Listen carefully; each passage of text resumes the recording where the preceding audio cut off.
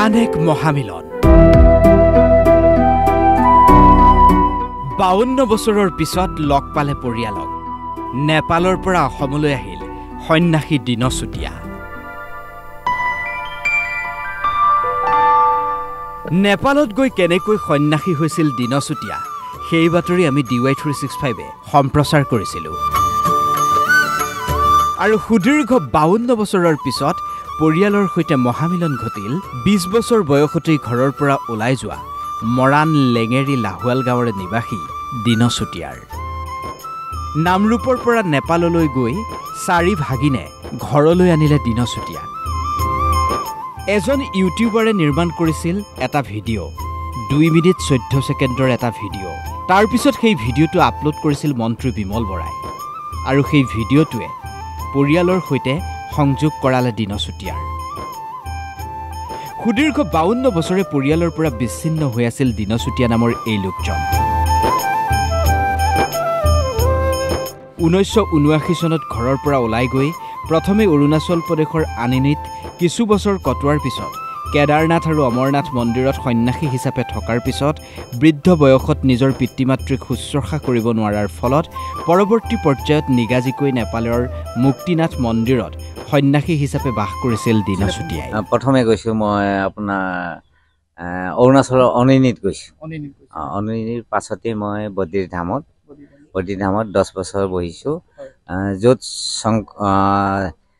বিষ্ণু ভগৱানৰ চৰণ পাদুকা আছিলে তাতে মই এটা গুফা আছিলে আৰু মোৰ লগত যি কোন আছিলে গুৰু আছিলে মোৰ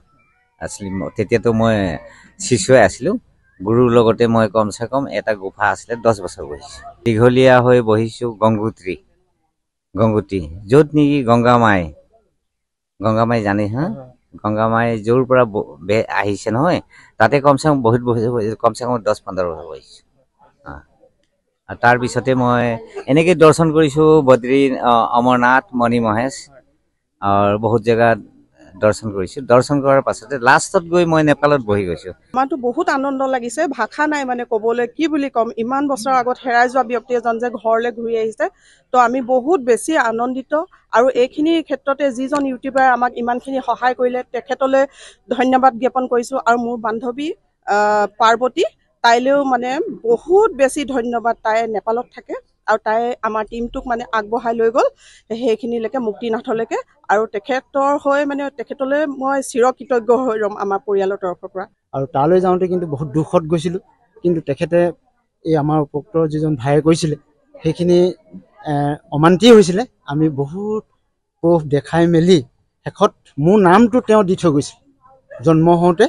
নামটো দিয়া মই ক'লোঁ আপোনাৰ নামটো মোৰ নামটো আপুনিয়ে দিছিলে হেমন্ত গতিকে আপুনি তেতিয়া মনত পৰি গ'ল গোটেই কথাবোৰ আমাৰ বাই আকৌ গোটেই পৰিয়ালৰ সকলো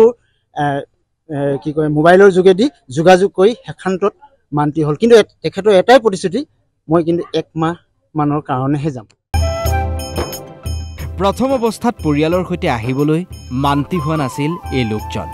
পৰৱৰ্তী সময়ত পৰিয়ালৰ লোকে বুজাই বঢ়াই ঘৰলৈ লৈ আহিল দিনচুতীয়াক এতিয়া পৰিয়ালত আনন্দৰ সীমা নাই